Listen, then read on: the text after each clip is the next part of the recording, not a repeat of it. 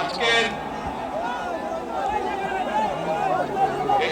এই জনসভার সভাপতি সাহেব, মঞ্চে উপস্থিত নেতৃবৃন্দ,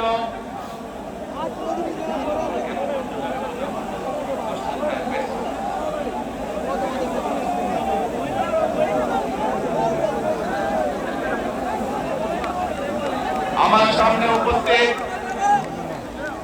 মুরব্বীবর্গ, এই মাঠের মধ্যে, মাঠের বাইরে উপস্থিত লাখো ভাই বোনেরা, সাংবাদিক ভাইরা, ধানের শীষের ভোটাররা, আসসালামু আলাইকুম। আসসালামু আলাইকুম। আপনারা ভালো আছেন?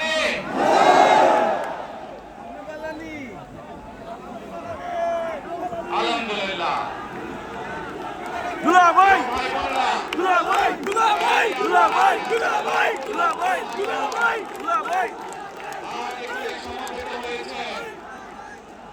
এই লক্ষ লক্ষ মানুষ সমবেত হওয়ার এই পরিস্থিতি তৈরি করার জন্য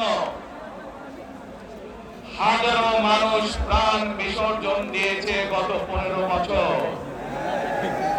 আপনারা আজকে এই যে লক্ষ মানুষ এখানে উপস্থিত হয়েছে, আপনাদের যে রাজনৈতিক অধিকার প্রতিষ্ঠা করার জন্য, আপনাদের কথা বলার বাক স্বাধীনতার অধিকার, আপনাদের নিরাপত্তা পাওয়ার অধিকার প্রতিষ্ঠিত করার জন্য আজ যে আপনারা এখানে একত্রিত হয়েছে, এই অধিকার প্রতিষ্ঠিত করতে গিয়ে আমরা আমাদের মাঝে থেকে ইলিয়াস আলীকে হারিয়েছি,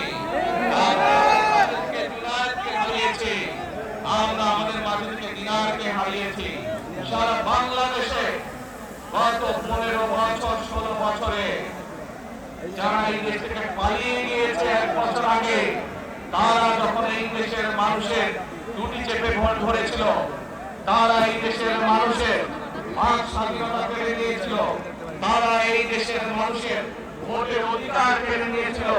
তারা শুধু ভোটের অধিকার কেড়ে নিয়েই সন্তুষ্ট থাকেনি, তারা শুধু মানুষের, সাধারণ মানুষের কথা বলার অধিকার কেড়ে নেই সন্তুষ্ট থাকে নাই, তারা ইলিয়াস আলী, জুনায়েদ, দিদারের মতো শত হাজারো মানুষকে তারা হত্যা করেছিল।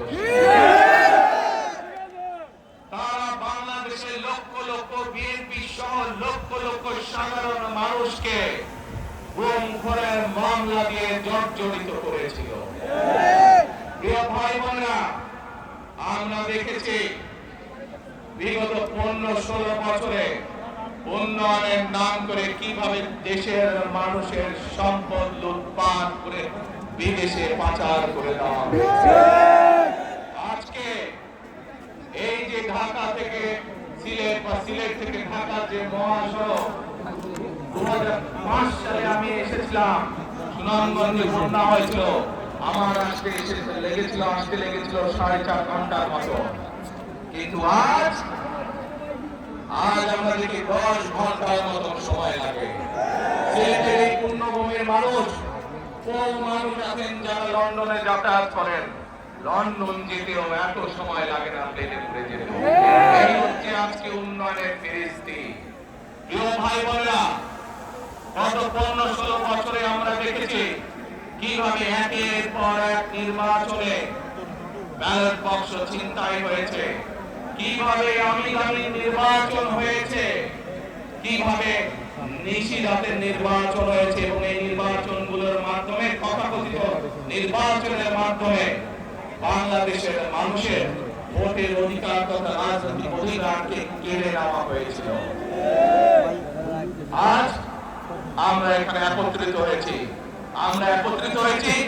সেই মানুষগুলোর জীবনের বিনিময় যারা আমাদের সকলের জন্য রাজপথে নেমে এসেছিল। আমরা এখানে একত্রিত হতে পেরেছি সেই মানুষগুলোর ত্যাগের বিনিময়ে যারা বিভিন্ন ভাবে নির্যাতিত হয়েছে, অত্যাচারিত হয়েছে, পঙ্গুত্ব পালন করেছে।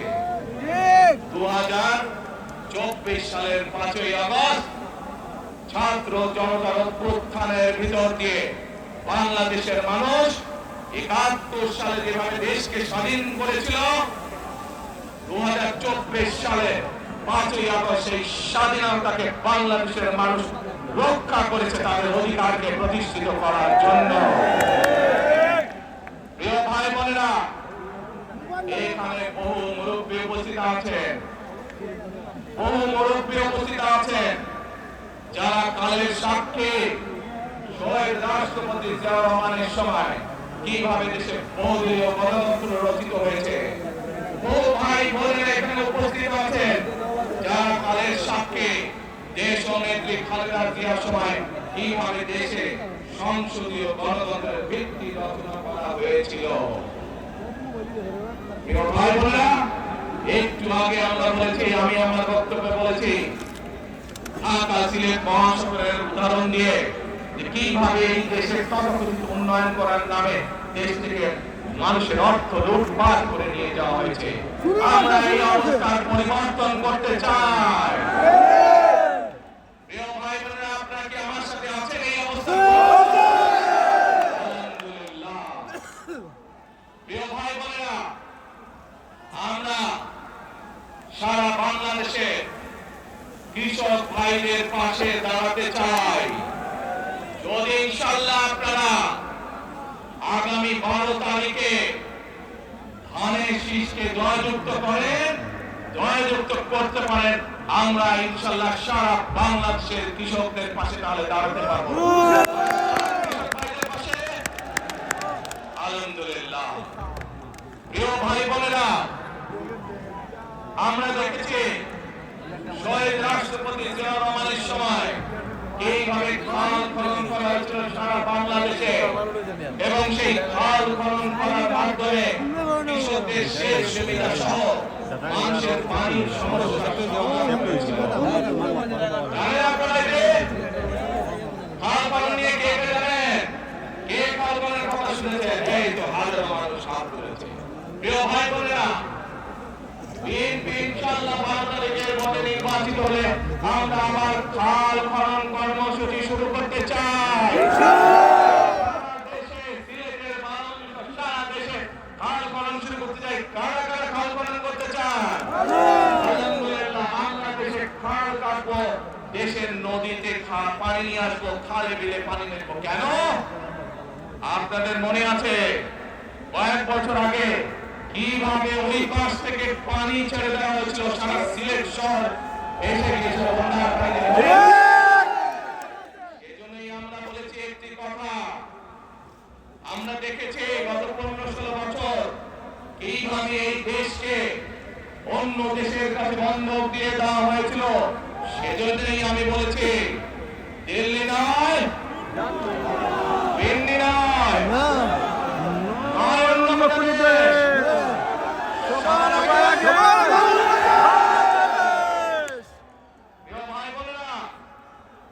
আমি আরেকটি কথা বলেছিলাম, যখন স্বৈরাচার এই দেশের মানুষের ঘাড়ে চেপে বসেছিল, সেই কথাটা ছিল টেক ব্যাক বাংলাদেশ। মনে আছে?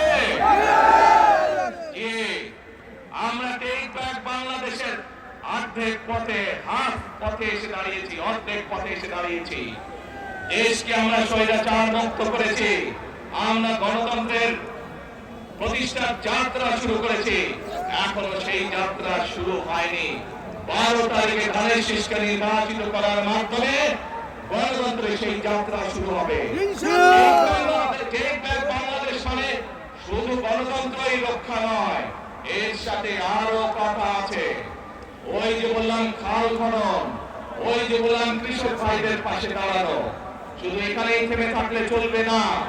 আমাদের দেশে জনসংখ্যার অর্ধেক হচ্ছে মা বোনেরা, অর্থাৎ নারী সমাজ। এই মা বোনদের কাছে আমরা নির্বাচিত, ইনশাআল্লাহ 12 তারিখে ধানের শীষ নির্বাচিত হলে আমরা তাদের কাছে তাদেরকে স্বাবলম্বী করে গড়ে তোলার জন্য, এখানে আপনাদের যাদের সংসার আছে জানেন, স্বামী স্ত্রী দুইজন মিলে সংসার সুন্দর হয়, যাতে আমাদের মায়েরা আপনাদের পাশে, বোনেরা আপনাদের পাশে থেকে সংসারকে সচ্ছল ভাবে গড়ে তুলতে পারেন। আমরা গ্রামে গ্রামে শহরে শহরে সকল দুস্থ পরিবার যারা আছে, মধ্যবিত্ত নিম্নমধ্য সকল পরিবার কাছে ফ্যামিলি কার্ড পৌঁছে দিতে চাই। মাধ্যমে স্ত্রী, আপনার বোনের মাধ্যমে আপনার পরিবার সহযোগিতা পাবে। কিন্তু এই ফ্যামিলি কার্ডকে যদি বাস্তবায়ন করতে হয় তাহলে কি করতে হবে? কি করতে হবে? ধানের শীষকে জয়যুক্ত করতে হবে। পারবেন ইনশাআল্লাহ। প্রিয় ভাই বোনেরা, কৃষক ভাইদেরকে যেমন কৃষি কার্ড দিতে চাই আমরা সহযোগিতা করার জন্য, মা বোনদেরকে দেশনেত্রী খালেদা জিয়া যখন দেশ পরিচালনার দায়িত্বে ছিলেন, মা বোনদেরকে বিনামূল্যে শিক্ষার ব্যবস্থা করে দিয়েছিলেন, মনে আছে? বহু মা বোন আছে সেই সময় তারা এই সুবিধা পেয়েছিলেন। আপনাদের ঘরে বহু মা বোন আছে যারা সেই সুবিধা পেয়েছিলেন। আজ সেই মা বোনকে আমরা ফ্যামিলি কার্ডের মাধ্যমে খালেদা জিয়ার সরকার শিক্ষার সুযোগ করে দিয়েছিলেন। আপনাদের আগামী দিনের ধানের শীষের সরকার, বিএনপি সরকার, সেই শিক্ষিত মা বোনদেরকে, সেই মা বোনদেরকে, সকল মা বোনদেরকে অর্থনৈতিকভাবে আমরা স্বাবলম্বী করে গড়ে তুলতে চাই। প্রিয় ভাই বোনেরা, আসেন এবার এই ব্যাগ বাংলাদেশের আরেকটি কাজ বাকি আছে। সেই কাজ হচ্ছে আমাদের দেশের লক্ষ লক্ষ যুব শ্রেণী, যুবক যুবতী, অর্থাৎ তরুণ সমাজের সদস্যরা, যুব সমাজের সদস্যরা, লক্ষ লক্ষ সদস্যরা বেকার হয়ে বসে আছেন, আছে না? এই বেকারদের জন্য আমরা কর্মসংস্থান তৈরি করতে চাই। সিলেটের মানুষ